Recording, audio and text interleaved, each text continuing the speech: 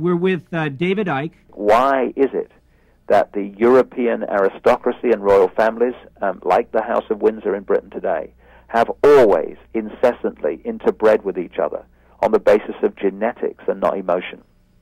Why they produce children on the basis of genetics and not emotion? Why, wherever you go with these royal lines around the world, you find the same thing? Why the Eastern establishment families of the United States interbreed obsessively with each other and all descend from the same aristocratic and royal lines of Europe, particularly France and Britain, through which these bloodlines came. And one of the key times, or the key time really, in which these bloodlines expanded their power across the world was the Great British Empire and the other European empires, which took over the Americas, which took over Africa, which took over Australia and Asia and beyond. And when these apparent empires rolled back, in this century particularly, but earlier, of course, in the Americas case, it appears that independence was given to those countries and those continents. In fact, it was an illusion. What was left behind were the bloodlines and the secret society network through which they operate.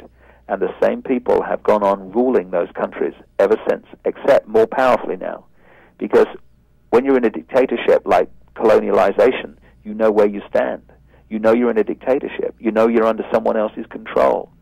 When you replace that overt dictatorship with covert control and dictatorship, which you can't see and touch because it's like beyond sight, it operates secretly, then you can go on running someone's country and running someone's life forever until they realize what's actually going on.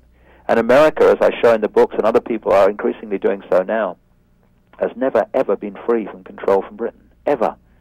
In 1776, the Virginia Company, headed by the British Crown, which had been the engine room for the colonies and the colonialization of what we now call the United States, it simply changed its name.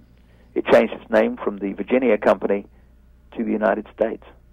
And the federal level of government, the IRS, the Federal Reserve, the presidency, everything that connects into Washington, D.C. and the federal level of administration is actually, provably, the Virginia Company, controlled by the British Crown and those that control the British Crown under another name.